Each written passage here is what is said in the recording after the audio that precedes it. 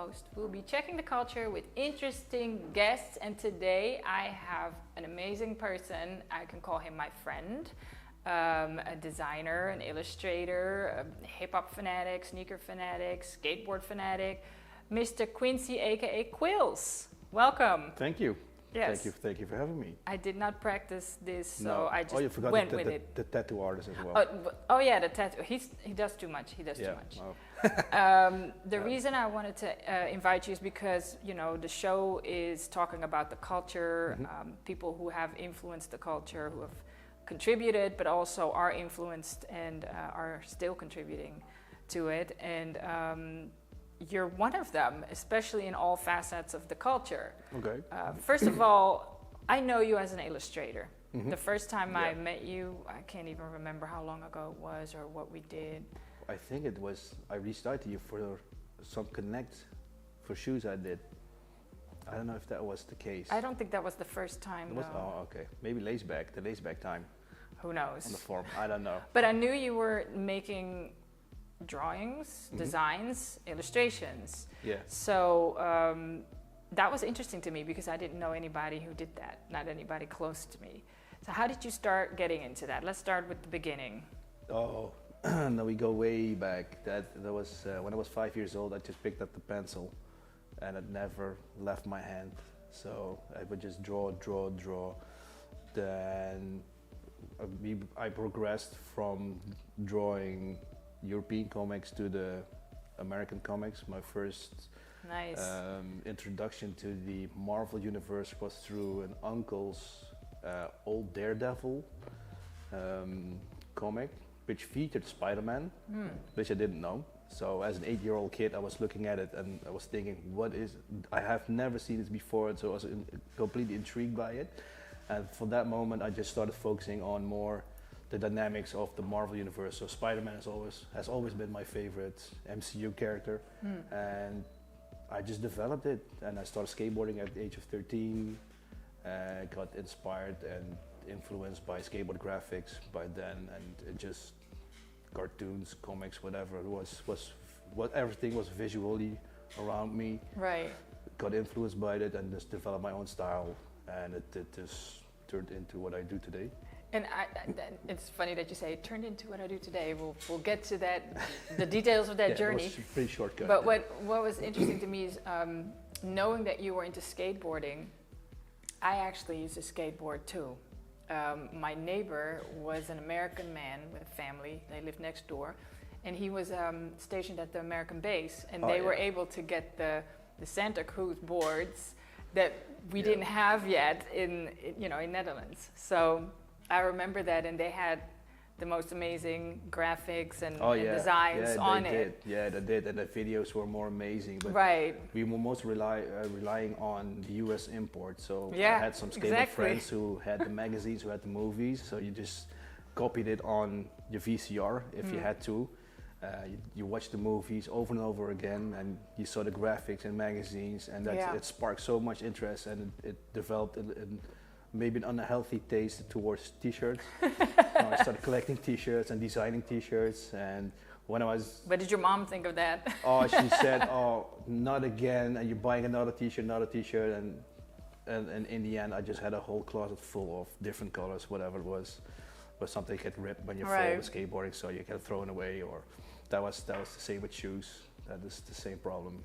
It's the same with everything, really. Yeah, absolutely. So going back to the skateboarding, yeah, because one of the things that I wanted to ask you is, you went into designing graphics, illustrations for brands or for products, so to speak. You didn't become a cartoonist. No. What made you go into that direction instead of making your own comics? Oh, this is a really interesting question, because I was on the point of maybe becoming a Marvel artist. Nice. And what happened? Yeah, that's a big story. I always tell it in the shop, at the tattoo shop I work, and when we start nerding out on everything Marvel, Star Wars, whatever it is. And in a nutshell, in 2003 there was a Wizard World Convention in Chicago. I got invited because I've always was on a forum, A part of that community. a part of the art community, and the people on there invited me to come over to Chicago. The same time, I just started working for Malmberg Publishing. They had the children's magazine Top 2. Okay. So I did 3 years. Yeah, I did a 3-year run for them. So I was already getting more familiar with layouts and comic-wise. So I had this portfolio already ready, flew over. On the second day, we went to all the portfolio reviews. And the friends of mine said, yeah, you should check out the DC ones, you should check out the Marvel ones. I'm like, okay, cool, let's give it a go. Yeah. Nothing to lose. So standing in line, 45 minutes, there was a guy sitting in front of me, a big bold guy, has his open book, and I was looking at his drawings, and I said, nah, that's completely off. Your perspective is off. An enemy is not correct on Spider-Man. She looks at me like, who the F Who are you? Yeah. So he started cursing me out, and like, okay, cool, I just want to help, you know, I want to give help some you to grow some better. feedback, To grow better into a better artist, you know. Yeah. So he was, it was his turn, and he was talking to the guy reviewing his portfolio, and I was lip reading, and I saw the guy just saying exactly the same thing as I said to the guy before. Wow. About the perspective, about this and that. Okay, whatever. So it was my turn. Went in line. The guys greeted me, said, hey, how you doing? How are you? So what's your name? I'm Quincy, I'm from the Netherlands. He's like, okay, cool. Oh, you're from the Netherlands? I love The Hague. Like, okay, cool. You're from The Hague. Normally people from the US always associate the Netherlands with Amsterdam, but The Hague was a different story. Like, okay, that's interesting. But so we dove into the review, and he was looking at it, and he said in the end, okay, this is promising. What do you want to do at Marvel? Do you want to do penciling, just only the comic pages? Do you want inking, or do you want coloring? I told him, whatever. Where there's an open position, I'm up for it. Yeah. Just start on the bottom of the ladder and just work yourself up. So I said, okay, cool. I'll give you my card, and if you have something ready for us, just send it over, and we'll review it at the office, and we'll let you know. So I got handed the card of him. Portfolio done. Just say thank you very much for your time, and all the friends on the side just got cheery, like, oh my gosh, yeah, Marvel this, Marvel that. I would do the same thing. No, easy. I just got the card. They're interested. I'm not working for Marvel. Yeah, you're not there yet. No, I'm absolutely not. But the thing was, around that same time, the comic industry was really at a low. So the people. How old were you at the time? 2003. Fuck, that's. Okay, never mind. It was 2003. Yeah, I think 28 something. Okay. Somewhere. And I just started asking around. There was an artist alley at the convention, so I knew people working for Marvel. So I went up to them. Okay, how much do you get paid per page? Right. And yeah, depending on what you do, he said if you're beginning, it should be around $80 US. Excuse me. So that's almost a size between A3, A2. That's huge. Yeah. That's a lot of work. Yeah. Okay, some pages go faster than the other, whatever. I'm like, 80 is not much, because when I graduated as a bachelor in illustration and designing, they told me that 80 euros would be the minimum I could ask, or I should ask. So. But it's Marvel. 80, yeah, exactly. But somewhere down the line, I just declined their offer because I was stuck with the $80 per page. You didn't see the investment value. Exactly. I didn't see the big picture. I didn't see the 24 pages, the 36 pages, the 48 pages. If you multiply that by 80, that's minimum wage. Yeah. More than minimum wage. Yeah. And that's where I shot myself in the foot, perhaps. I don't know. You don't think you could have gone back to him later on? Or were you already at a different point in your life? Yes, I think that's an answer to your question about the cartoonist and the commercial work. This is the turning point. Okay. At that point, I decided to go more commercial, to do more commercial work for whatever product brands. Designs and stuff. Exactly, for Adidas or Asics or whatever it was. But I still had love for Marvel, but I never tried to pursue that comic again. But yeah, that's. But you know, but in the end, it was an opportunity. You were but asked. Somehow I didn't see the big picture. Maybe it was the naivety of a young person, It's okay. unknown but- to the world, and whatever things happen for a reason, and it brought me to where I Where you am are today. yeah. If I did that back then, You wouldn't maybe not have sat here. Yeah. maybe, but talking about whole different subjects Yeah. instead of tattooing what I do Yeah, now. I think you know? would have maybe not even been in the Netherlands anymore. If you, I didn't have kids. But who knows? You know, that's We never just know. what ifs, the what ifs. You know. But what I like about this story is, and I'm happy I asked the question because I always wondered that, is that it can now inspire somebody that's getting a same Yeah. type of opportunity to Yeah, really learn think from about this. the bigger picture. Yeah, learn from this. Yeah, but this Please is do. what we're trying to do with these stories as well. We try to inspire people, bring them knowledge, but also teach them how not to do it, Oh yeah. or yeah. you know, This is not or do better than us. And Yeah, that's something I absolutely. talked to 𝗦𝗡𝗘𝗥𝗝𝗥𝗏 about as well in the first episode. Yeah, yeah. Yeah. Yeah, and his stories, we share a lot of similarities in the point of our lives that we are right now. Yeah. He's doing so many things that's unknown to him, you know, and I'm at the same stage as well. I started tattooing 6 years ago. That came into on my path, and I thought, whoa, this is interesting, you know, just Right. diversify your skill set. And I really enjoy it. I never feel I'm going to work. It just I show it's up. your passion, yeah. It's Yeah, what you show like. up, you do it. There's different You're happy. clients. They have different backstories to them, to the subject, and that's what's so interesting about the whole tattooing Yeah. thing. And We're gonna get Yeah. into that, and it's okay. I mean, it's your story, but we're gonna get. I want to go a little bit more back to your journey, because what people don't know is that you have worked for really, really big name brands. I can't mention them all. You know, if we talk about the sneakers, can you mention a bunch of sneaker brands that you've actually Yeah, I just worked with or designed for? Yeah, I just told some Asics. I did some few with the AFEW store in from Düsseldorf. Yeah. We just did the whole concept of the first shoe, the koi shoe. I developed the whole t-shirt line, the whole box and everything. And that was the second one. That was the first one exactly, with the big box. I was a huge part of that. We did, I think, 3 years of Japan Day, different shirts. Nice. And so automatically I was affiliated with Asics, with the shoes. Yeah. Did some more shirts. Then Adidas came into play, did a few stuff for them. Footpatrol, I did a huge graphic for their website when I did. Oh, That was right, the London store. What else? Jeez. Well, you've done a lot. Yeah, there's so many things, and they were always fun to do. Oh yeah, Foot Lockers. I don't need to forget those people. They really backed me up on some difficult times during COVID. Oh wow. They offered me to do some commissions for them, and that really helped me through the tough times that everybody Right. was Oh, that's facing. cool. That was Yeah. really, really awesome of them. So shout out to the guys.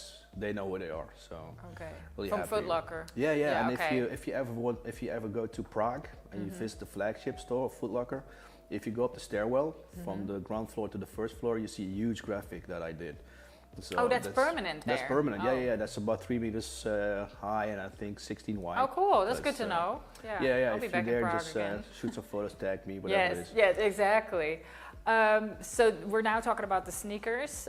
I know that you've done the sneakers where that's when you asked me to connect you possibly with the people from the rappers. Yeah. That was What that was, what that was that interesting. concept about? Tell us more about that.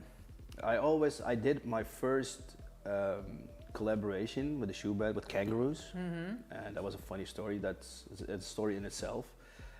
But I got to do the shoe. That was a huge success, and I always have been a fan of the Clark shoe. Right. But I reached out to Clark's in Berlin when I was at the trade fair. There was some mild interest, but there was a direction they were going in, and they wanted to aim for more well-known people than just the up-and-coming artists. So I started researching, and I came across Padmore and Barnes, and those are the original developers and manufacturer of the Wallaby shoe. Yeah. So Clark's commissioned them somewhere in the 60s to up to the mid 80s to produce the Wallaby shoe. shoe, yeah. So before that, they took the whole line and moved everything to Asia. but the Bama barn shoes that's a more a niche thing, you know. If you know, you know. So Right. I reached out to them. Whatever.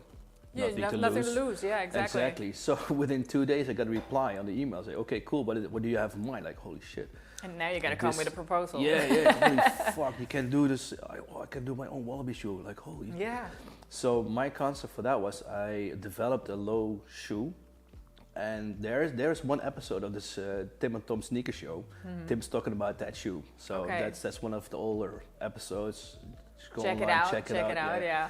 And I had it done in red and one in purple, and I had a quilted toe box, so it looked more luxurious. And there was like a mink lining, white with the white black, with the black black dots. black, and the reason behind it, I was inspired by the royal robes. So you had the kings of the UK, of whatever it was. The royal they had people, those nice robes, and that was the inspiration behind it.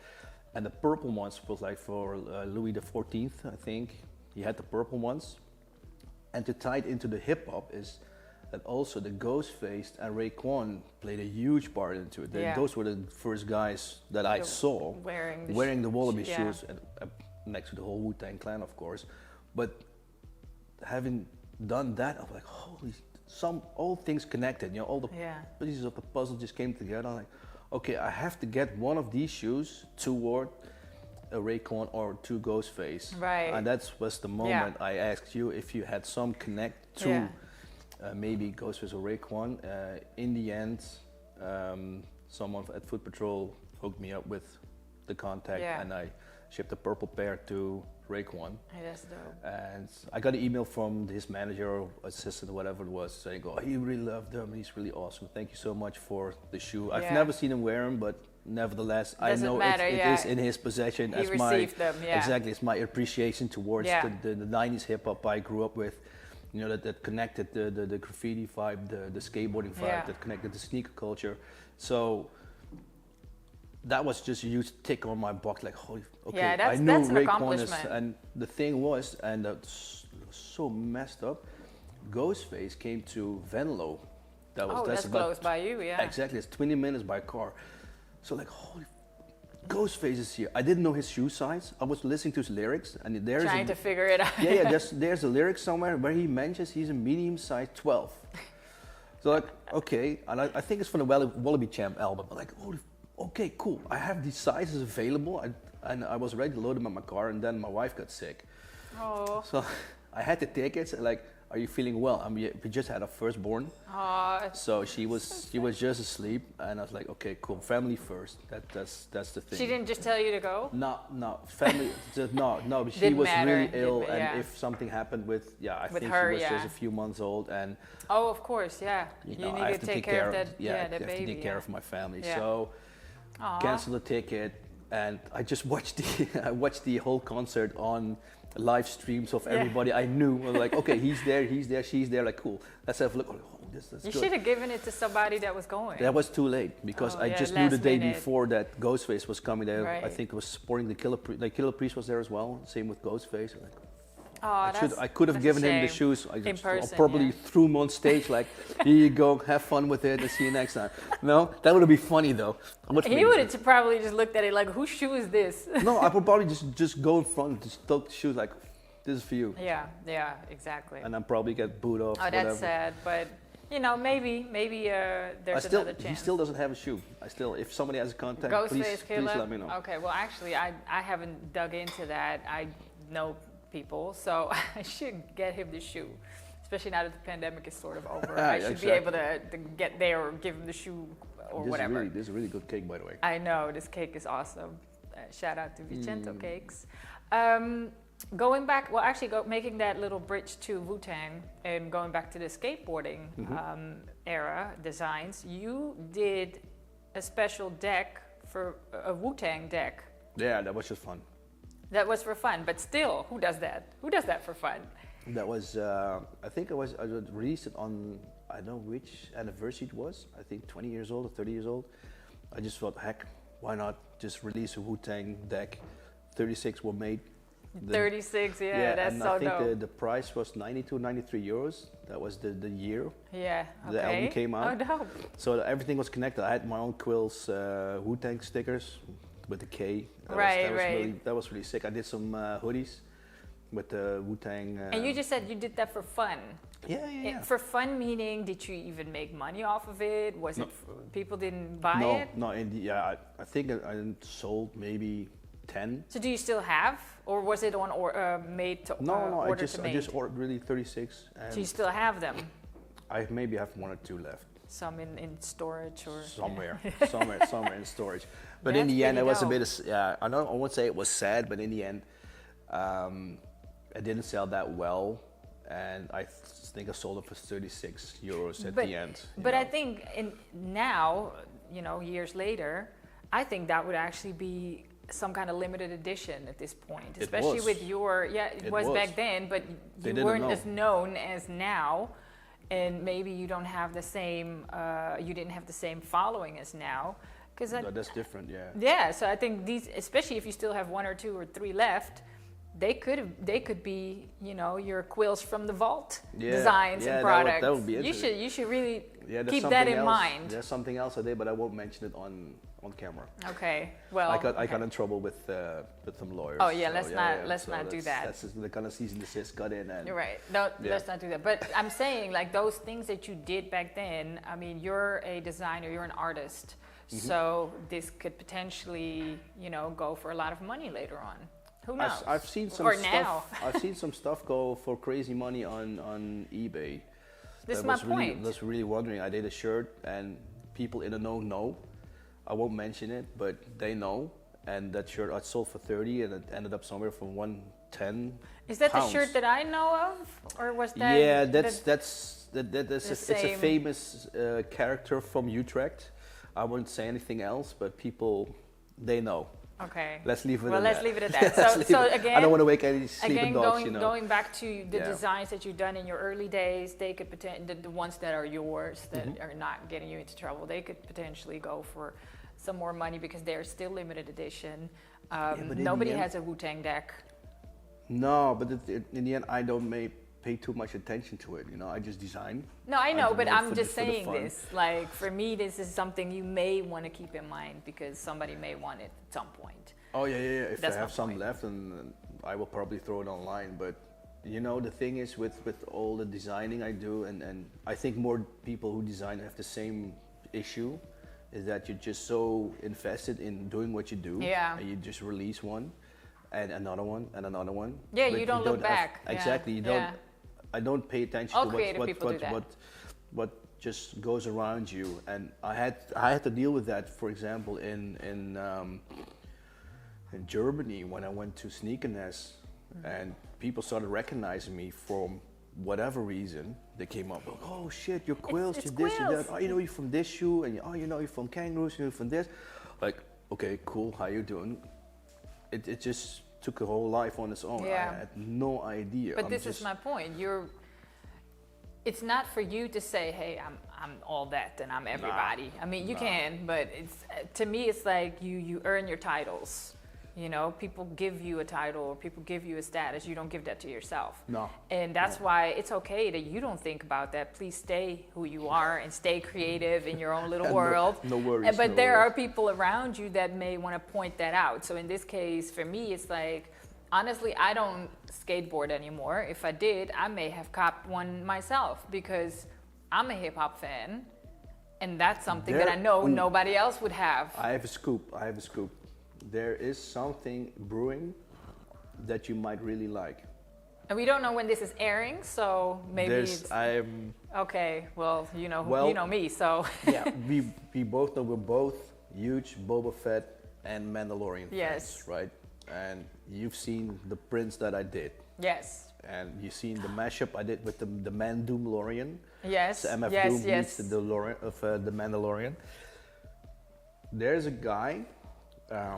It's on Instagram. His name is Delicious Again Peter, and he makes his custom toys of hip hop toys. Is he going to make a toy off of that mashup? Scoop. You're really the first one to know. That will be like. We need to air this before this comes out. I think 3 in 1 3 and 4 quarters, like the Star Wars. Right. The ones. the action. I've seen everything. Oh wow. And he just sent me like, holy shit, you want to do this? Like, holy fuck. So. Oh, that's this dope. is something that just comes along. I just always wanted to have. Yeah, I was interested in the final toys. No, that's also a thing I love about collecting. Is I got this opportunity. He just reached out. He's like, oh, I like this idea so much. Are you interested? This is my point. You don't know who's watching you. No, I just like, whoa, that's cool. Why not? Let's do this. So he made a mock-up. He sent it to me. They're like, okay, are you cool with it? Like, oh, well, hell yeah. So he developed, he just got them printed. They're like, the first batch will be 20. Oh, that's so There will be dope. 20 pieces. I've seen everything, colored everything. I designed the whole, the card. There will be blister card packaging. that's there will cool. be the back and the front. And as a bonus, there will be a deck, skateboard deck. Is there a timeline? I have no idea. Because you know my birthday is next month. He just, no, he had some problems with the rifle. There was some printing problems. There was some issues with the rifle. So when that's been figured out and it's going into production, that will be interesting. I have no idea. I was hoping the rifle is always an issue because I always lost mine when I had my little action figures. There will be like a little thing on the back so you can just press it into his back so it stays connected. But that's what my little figure had too. But if you're too rough with it or whatever, if you place it somewhere, I know. Right nothing on. crazy. Yeah. That's but what I I always lost my rifle. It's somewhere in the closet, but I would have to like put tape on it. I'm the same. And I don't know what happens, man. I don't do anything crazy. If you like to collect toys, then you'll soon realize there are replica toys available you can buy for like a couple of euros and. No, we don't want that. No, we want the original, but then okay, the price gets driven up. Yeah. But that's all a collecting thing issue. So. Keep me posted on that because I will. Definitely would want. And there will be a second batch that will be interesting, but I'll just keep that for secret. Okay, just tell me off camera. Yeah, off camera. Give me the scoop off camera. Yeah, so that's super dope. But see, this is exactly why I wanted you to be part of this show, because you literally connect all the things that are part of this culture. When we talk about sneakers, you know, the show is presented by Sneakerjagers. Sneakers are part of a bigger culture. Sneaker culture is a culture on its own, but it's part of a bigger culture that we are now exploring, or when people are not in the know yet, then this is a great way to introduce them to what all surrounds that culture or is in that culture. So we have design, which is, you know, art, graffiti, you know, it's part of hip hop culture, hip hop music, sneakers. We have dance. I don't know if you used to break, but you know, there's been some people. I broke, yeah. You broke. I didn't break, but I broke. There's so many things, you know, that are the toys, the just everything is just part of it. The geekery of it all as well. You know, the Marvel, the Star Wars. For us, sharing almost the same age, we grew into it and we grew with it. You know, Star Wars came out in '77. I'm from '75. Yeah. So I was 2 years old when Star Wars came out. I've seen the remastered ones in the cinema. I've seen, I think, the Return of the Jedi. And really? Yeah. That was I was blown away. But you grew into it, and I think the same was with hip hop. For me, when hip hop began, my love for hip hop began was one of my uncles from my mother's side who. He always bought the singles from the top 40. And I always made my own mixtapes. What if you call mixtapes, you just put on, your cassettes, you record everything on your own cassettes, Yeah, that was our mixtape, What are cassettes, but then I came across a single that was the Rocksteady crew for Hey You. And I remember you doing the interview with your other podcast, whatever, Instagram thing. Instagram thing, with Crazy Legs. Exactly. So I was interested to hear his side of the story, how it all began. So that was cool to see that connection again. So okay, cool. You're like, you know him. I'm like, holy shit, he's interviewing Crazy Legs. So that guy, when he put out single, just that was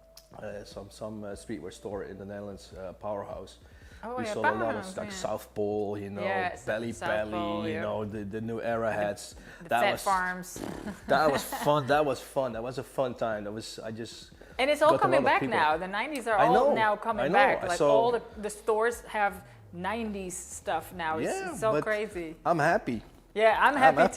too. I I just go all the- back to the attic and Exactly. That's the same what If I it did. still Like, fits. okay, cool. Yeah, that's nice. That's a vintage look. No, I it's still not got my vintage, FUBU jersey shirts and stuff. Really, Yeah. FUBU was cool, but My Kanai I pants. also had to think about the How High movie, but Yeah. so with the whole joke in it, but yeah, coming back to that is that was interesting because that was another growing point for a lot of people. Yeah.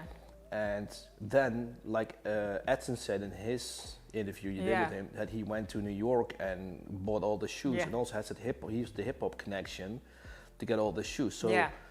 that came in, and that was just it took on its own life. You know, Yeah. people just started growing in it, and it It became a culture here. Yeah. and an industry. An industry, yeah, commercialized. Because without definitely. that growth, we wouldn't be sitting right here It's very true. talking about this. Very true. You know, and This would not be a business. exactly, you know, and for me, and I seriously started collecting in 1996, and yeah, collection just grew, sold a lot, bought a lot, but there were some forums online, like sneakershops from Australia, there was Crooked Tongues one in the UK, there was Laceback in the Netherlands, Nike Talk in the US, and people just came together, sharing their information, but it was so niche. Yeah. If you went outside and looked on shoes on you know, Oh, in the street, you're yeah. like gonna see that, You wouldn't, God, yeah. look, it's like wow, that's the Air Max. Yeah. Look, that's a visible air unit. Oh shit, look, that's the new Tornschuhjette. Yeah. You know, like whoa. So that thing, but that's the problem nowadays. I think, is that back then there were the normal sports shoes that were developed for a certain type of sports. Yes. Nowadays they were athletic it's just all shoes. Now they're retros. designer shoes. Exactly. Now it's retros and Oh, crazy yeah. prices, whatever Yeah. it is. You know, I still love it. I still search for a lot of shoes, but it just differs now. Kwills and I were just walking on the street before we got here. Oh yeah. And he had to stop because he saw a store where they resell sneakers for a ridiculous Yeah, markup. that are still online for retail. And yeah, price. and when they were still literally from, let's just say Nike, you can still buy them at Nike for the Yeah. regular price, but they were already marked up ridiculously in that window from the store, and he was. He had Yeah, to but point it that's out. one of the No, side but effects. I agree. Yeah. But it's one of the side effects that happen. You know, and I cannot blame the people. You know, when we were young, we just do whatever. You just go do dishes, or you know, work in the kitchen, work in Wash cars. wash cars. Like- Yeah, work in the supermarket. You know. So yeah, you don't blame him, but I'm not happy. What are you gonna do? Yeah, You know? and you know what? Be lucky online, I guess. If That's they the only have thing. that opportunity to make this a hustle, we didn't have that. We would have to No. literally ring doorbells. Can I do a chore for you when we were kids? But Yeah. what I don't like is that it takes away the opportunity for the actual person, I don't want to say the fan, but the person that really wants that shoe to wear it. Yes. Yes. Because I wear my sneakers, I don't put them in a box. And I said it before, I don't know in what interview it was, but I got tapped on the back a couple times in the supermarket because I was wearing special shoes. It was the DJ AMs. Oh yeah. And somebody was actually listening to DJ AM while in the supermarket. And he just had to like harass me like, oh my gosh, you're wearing the shoe, you're wearing the shoe. Because people would buy it and just leave it in the box to... I never did that. I always wear my shoes. Sneakers became an investment. Yeah. It's kind of like investing in stock or wine or whatever, Or you know. watches, just, you know. Yeah, just keep it for years and years and years, and it'll become worth something. Yeah, but the thing is, shoes deteriorate Yes. over time. So they will be unwearable. So your investment is going to shit because... Wine doesn't do that. Wine ages. But watches are still, they go up in value, you know. Vinyl still, Exactly, but shoes, now they're trying to sell it for within a second. You see all these online advertisements or listings going, oh, I just bought the shoe. You see always the Gotham shoes. Yeah, the Gotham, Whether I never have got them. Whether it be the Travis Scott ones or whatever shoe it was. I don't even like those, you know, it just developed you better pray, into... you better pray that you sell them within the next few years because they're gonna within a month, and you see these different releasing dates around the time. So there will be like a shop gets the first release date, and the general public, or don't say general public, but there will always the be regular folk. Yeah, no. I mean, you have the one store that just got the exclusive. They release a shoe, and then maybe 1 or 2 weeks later, the other accounts can sell the shoe. So you always have the opportunity to get them. But not all the shoes. Not always. But what I've noticed is, throughout the years, I've get to know a lot of people, and I always ask nicely. Normally I wouldn't go out of my way. If I really want a shoe, I just hit someone up. Okay, excuse me, I don't want to bother you, but can you help me out perhaps with this? See, I don't shoe, even do please, that anymore. You know? I always add the please. Yeah, and I'll pay for it. Yeah. No, if they have the time, they will. But they know I will return the favor. Yeah. So you know who to ask. Yeah, I know who to ask, but they also know what to ask me. You know, if I was cut a deal, if you want this, I can help you with that. You know, it's no problem at all. But so you should ask me for if I can get you a shoe, then I can get a discount for my next tattoo. Perhaps you never know. No, it's okay. But no, know. just to go back to the sneaker thing, it is part of a bigger culture. Going back to hip hop, is there a shoe that you would want to create hip hop wise? Because you've created so many shoes. If you look up Kwills, what's your Kwills Official? Kwills Official, on Instagram, you can see all his doodles and all kinds of things. And the Kwills ink is for the tattooing. But the Kwills Official is the one where you can find pretty much everything. Yeah. What is something that you would really love to? What type of collaboration, or maybe something that you do yourself? The KangaROOS one was a bit of a surprise. The Wallaby was really something I really wanted to do for a long time. Oh wow! So that's something that you could cross off your bucket list already. And I'd like to do one more. I'm still thinking about maybe doing another one, but all the COVID things, there are new restrictions. Right. You know, there are delays in production, and I just keep it off for the minute. I just made a promise to myself this year, or maybe New Year resolution, that I want to focus on tattooing. Right. So most solely on tattooing, and everything else is just on the side. Right. You know, the sneaker thing. If it pops just up, if it fits in your schedule. If it pops up, I won't say no. Right. I say maybe. I just have to check my schedule. But before then, I would just try to juggle between big commissions and tattooing. But in the end, you do have work. You have to have your steady job. Yeah. You just I cannot perform the 110 on that part if I have to do that the same time. You know, You have to make a choice. That's for me. Yeah. I just leave that. I cannot do that at the same time. Some people can. I cannot. So you look at every project just as a single piece. Yeah, let's see. Just you just check if it's doable, if not, if it's worth something, or if it's valuable to you, and if it fits into if it's your fun, energy and your time. Yeah, and that's the thing also. You always, if you graduate from art school or whatever it is you do, or you're an autonomous artist, there will come a point in time where you have to say no, and please say no to a lot of things, because in the end, people will appreciate your honesty. I will come back to you. If you do say yes, and you do a half-assed job, they won't come back to you again. So, and I've noticed that a lot of things they come my way, and I said, thank you so much for considering, but you keep it nice, you know. Thank you so much for considering, but I cannot. Stay professional. Yeah. I cannot be able to do this, but I do know someone who might be a better fit. Yeah, you give them a solution. Exactly. I won't say no, so I refer someone else. And that will be interesting, because that person will say, whoa, cool, thank you for so much. No, you're a better fit for the job than I am, and schedule-wise, I cannot fit it in. Yeah.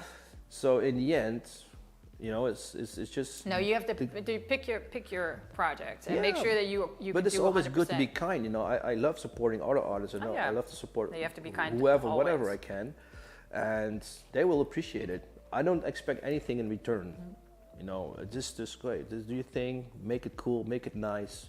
That's it. You have to pay your bills. I have to pay mine. Right. My bills are getting paid, no matter I think what. it's funny that you said there's a point in your life where you have to say no. When I'm in an industry where all you hear is no, and there's going to be a point in your life where finally somebody says yes. Yes. But that contrast was just funny to me, because to me it's been always no, and I have to create my own yes. So it's really good advice from you for those who do get a lot of opportunities to not just jump on everything. No, you don't. But make sure that you can do it and do a good job, but also that that you see the bigger picture, like you said before. It might not be something real big now, but if you see the bigger picture. Oh yeah, it can be. So don't just say no because maybe it's a low-paying job, or you just look at all the aspects of the project and just check every project case by case. I think, and sometimes you have to just go with the flow, you know, just go with your instinct, you know. And I think Nina said it in her episode as well. It's just, she loves to create, and she's focused on doing a good job and what she does and what she loves to do. I'm in that same position too, you know. And if it turns out great, cool. If it doesn't, whatever. You just put it on your pile of, you learn from it, you know. Yeah, exactly. And there's so many things that happened in my life, you know, and there was a big turning point as well. Next to developing my style of drawing is also, there was a point in time I just wanted to quit everything, you know. We all had that. I think every creative person has that. I do, that but point. This came together with the passing of my mom in 2013, and there was this point in time I had no clue what to do, what else to do. I was lost. Yeah. You know, mentally, I drifted somewhere. I had no idea, and I made a decision in 2014. I just said, okay, cool. I got nothing to lose. Drawing is what makes me happy. That's my comfort zone. Place. That's my that's my happy place. Yeah.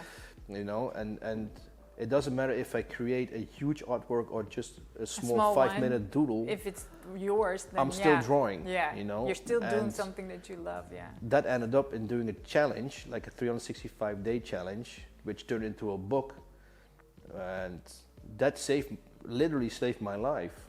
And I love to hear that. And that's just crazy. And I had nothing to lose, so every emotion I felt, whatever day it was, I just put it on paper. Yeah. If it was listening to a 𝗦𝗡𝗘𝗥𝗏𝗏 song, or just watching Space Jam, or I drew Bugs Bunny. If it was watching the Back to the Future movie, there will be the Air Max shoe, or the Max shoe, or there will be the hoverboard, whatever it was. And I gained a lot of following on Instagram because of that. Yeah. That was just a side effect. It was not the main reason. Yeah, you didn't even understand. This was just an outlet for me. Yeah. To deal with my emotions, to deal with my ideas, and along the line, it developed opportunities such as doing the intro page for Footpatrol, for Asics, for Adidas, for whatever company it was. And also people from the music industry, there was some interest in doing album covers or whatever it was. Yeah. You know, so That's that was cool. That was something. If one of the Wu-Tang members would ask you to do an album cover, would you make time for that? I'm not going to ask you to take your pants off, but you did a tattoo of 𝗦𝗡𝗘𝗥𝗝𝗦 on my own leg. On your own leg. You did it yourself on your own leg, and that shit looks dope. Yeah, thank you. I don't know how, man, I can't even wax myself. Too much info, but I get that's already painful. But you know, yeah, but that was just for me. Those and it's upside down because you're looking at I also have to look at him upside down. Yeah, exactly. No, but that was the thing. That was the album 𝗧𝗏𝗏𝗏𝗏, and that's iconic. The same as the first Raekwon Ghostface, the 𝗧𝗏𝗏𝗏𝗏. No, that was actually his second album. The first one we don't talk about, but the Liquid Swords one, that was the whole the 36 Chambers. That era was just monumental, and then you dive into the whole East Coast hip hop scene or music. Actually, I've never been to New York City, so I have no idea what's happening. Oh my gosh, yeah, you need to sniff the hip hop air. That's still on my bucket list, but to see that kind of development and just dive into it, that was a different thing at all. I always loved the East Coast more than the West Coast. West Coast more laid back and more chill. I have a 50-50. I like the grittiness. I like the New York grittiness. It's different. And also the New York thing that compared the skateboarding thing. Although skateboarding compared. But this is my point. If ever you get a chance to set foot in New York, and I tell this to people that are that have a passion or part passion for the culture, for hip hop. It's kind of like the mecca of hip hop. So if it's you the mecca for everything for me. Well, not everything. No, not the real mecca. No, I'm kidding. No, okay, yeah. But you have the skateboarding, you have the hip hop thing, you know. Yeah, but if you set foot there, I can't even explain how the whole air of New York just smells and breathes hip hop. It's nothing any other city is like, and I've been to a lot of cities and to a lot of countries, and so for me, that's something. Maybe we should go. Let's go. Yeah, why not? I haven't been to New York in a while because New York's also very overwhelming, and I'm at a point in my life, I'm at an age where I'm like, I need to like. I'm more like retirement, Boca Raton, Florida type of situation. No, I'm kidding, but it's seriously, it's something that any fan of hip hop, lover of hip hop, loves. I mean, Rocksteady crew, obviously. And it's funny that you did mention Crazy Legs because I know this weekend or next weekend is PRS Fest, Puerto Rocksteady, in Puerto Rico. So it expands as well. It expands everywhere. Going back to tattooing, I love that you've now found something that you made your job of. You created a job out of your passion. You combine your illustration with tattooing because that's also a skill. Because I remember I knew you from your illustrations, but when I saw that you did tattoos, you know how I responded. I was like, wait, you're tattooing too? There were a lot of people who were just standing in line, Because it's one thing to get a design from somebody, but if you then take it to a tattoo artist and they have to put it on your arm, leg, or whatever, that might not even be what the design was. It doesn't come across. So for me, you tattooing your own designs, you know exactly how it needs to look. I'm still learning. Yeah, but I mean, yeah. I don't know if they can zoom in, but this hip hop Boba Fett you created for me, it's one of my most valuable pieces. That was a fun one to do. Yeah. That was a really fun one to do. And it was pretty quick too. I know you were just, in the end, you didn't like me at all. No, I was fine. No.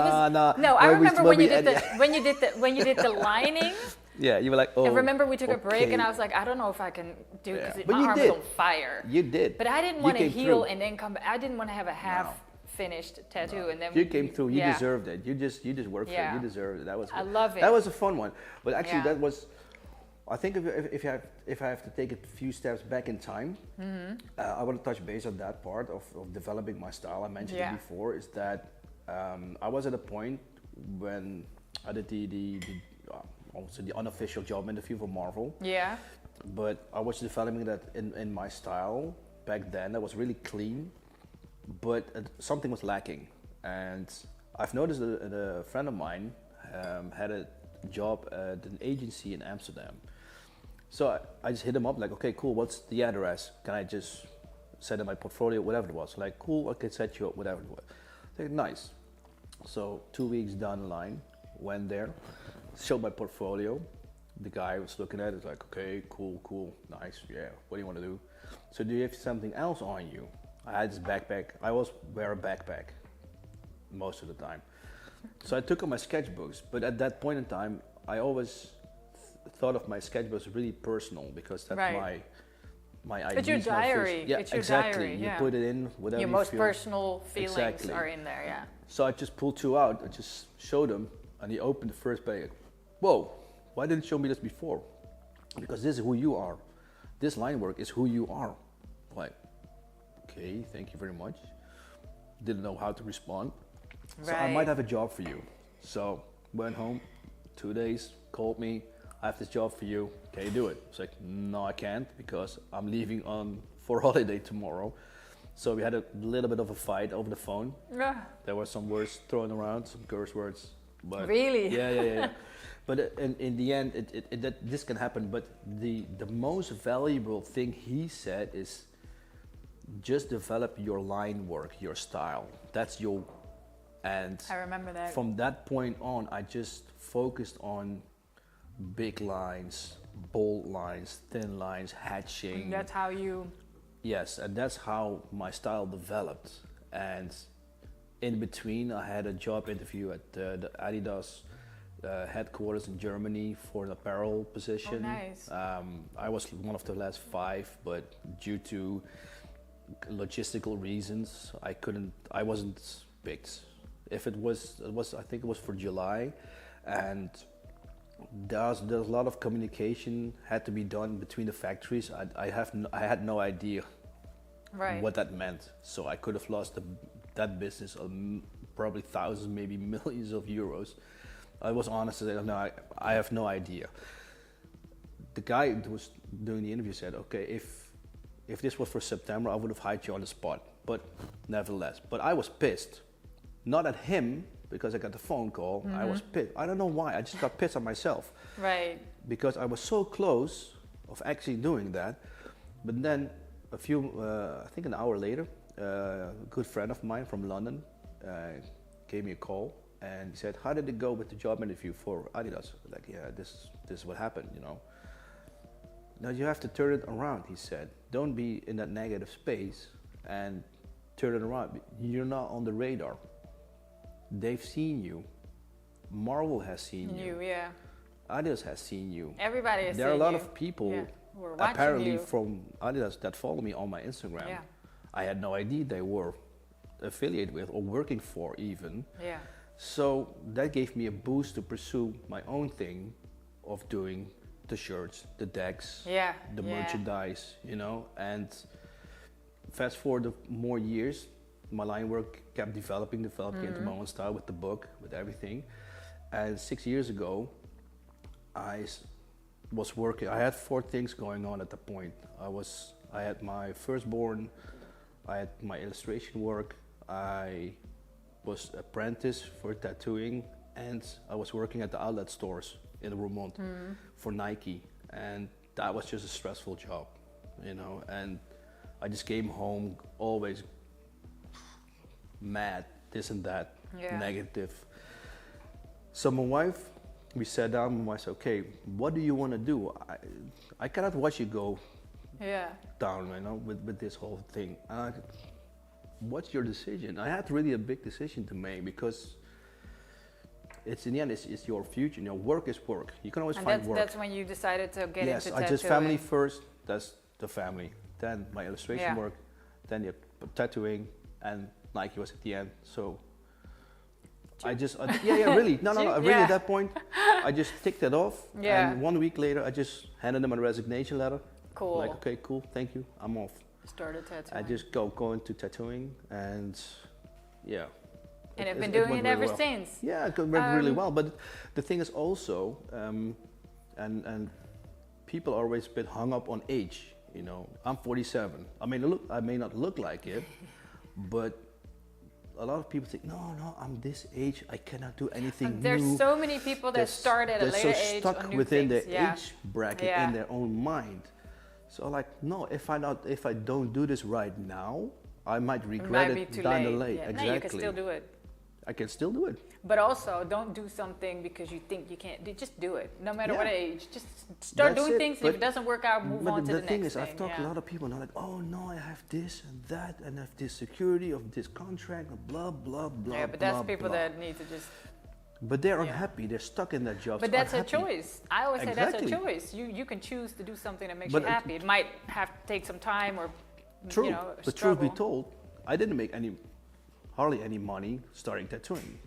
So that was a bit of a Listen, I still hardly make money with what. No, I'm kidding. So, but in the end, it just if you stick with it, you will grow into it, and the money will come anyhow. You love, Exactly. And now, I'm just at the perfect point of my life. Well, like I said, it's not worth me. I just show up. Right. I do the tattoo. They love the design or not. I may adjust it. Yeah. Edit it until the customer is satisfied. Paste it on. I start tattooing, I have a good conversation about whatever you like. I was immediately happy with what you did. You combined my two loves, hip hop and Boba Fett. Yeah, nice. I'm not even going to say Star Wars, Boba Fett. That was a really good I design. appreciate it. And you showed me your process, so that was cool. I'm looking at the time. Yeah. So one last thing, or well, a couple of things before we close this off. You know, this being a part of Sneakerjagers, I put my lucky greens on today because we're filming this on Friday the 13th. Didn't help me this morning, got into a bunch of stress, but it's okay. You know, I'm wearing my lucky greens today. Everything else is not really interesting. What are you wearing today?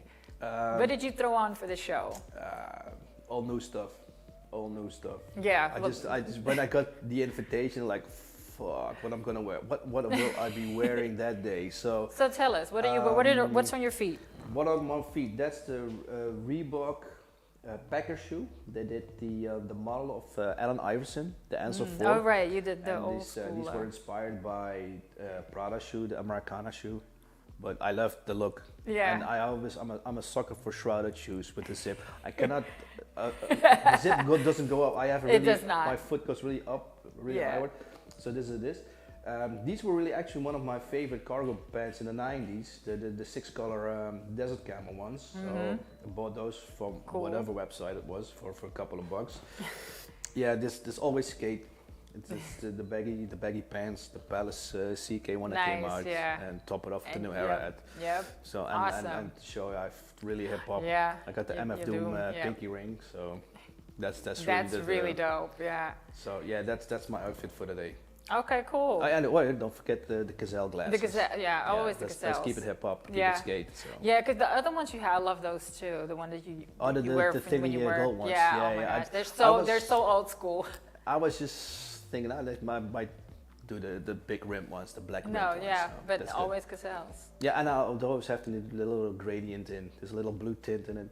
I kind of wear clear glasses. I don't know why, but I'm not wearing my glasses today, but I have my contacts in always, and they have a purple filter for the light. Nice. Yeah, my eyes have so many problems. But anyway, So before we go out, I have another appointment to finish my sleeve. There's still some spots that need to be taken care of. If people want to get their own, get him to design something for you.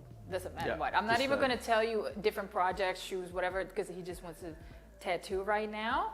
I mean, if it's anything special, you can always hit him up. Kwills Official on Instagram and everything else is on there. Thank you. But you also just got a shirt out, your shirt. Oh, yeah. I wish my boyfriend could tattoo like Kwills. Yeah, that was a fun one. That one was really nice. So he has his own shop online. Please support the great illustrations and designs and products that, as I call them, Q makes, Kwills.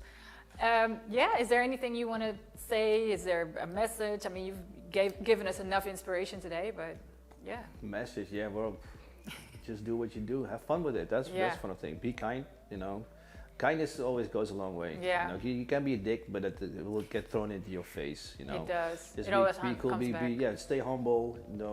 Do work. have fun with it. You know, people will appreciate it down the line, and you know, you'll never know where it might bring you. Exactly. That happened in my case. Yeah. I'm always surprised about things happening around me. So, and I'm very appreciative of you having me here on the Sneakerjagers channel. All my clients, my tattoo clients that I've tattooed, and the upcoming appointments of tattooing.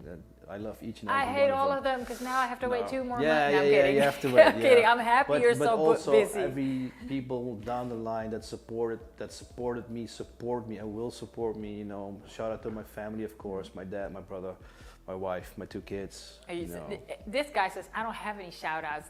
Listen, Yeah, he's going down I the whole say list. this and I go in a different direction. List. Yeah, sorry. It's okay. No, thank you for wanting You're to welcome. be here and talk about your skills and your journey and You're you know welcome. the decisions you had to make in life, which I think can come in very handy for people that may be on that crossroads right now. I'm a big fan of everything you do. Thank you. I have your Boba Fett drawing framed hanging in my bedroom. It's still available. Yeah. Not a copy left. Yeah, he still has a couple copies left. I have all kinds of things that I still want to support you. I'm going to buy the figure once it comes out. I'll keep or you if anybody wants I'll to, keep you in the loop. you know, give me something for my birthday again, or just because I'm nice. Yeah, no, thank you so much for everything. You're welcome. And, Thank you very much. Yeah, I'll speak to you I soon. had a blast. That was a fun talk. It was good checking the culture with you in the Thank you. paycheck. Thank you so much. All right, guys, tune in next time, and we'll see who we have then. But for now, check out Kwills.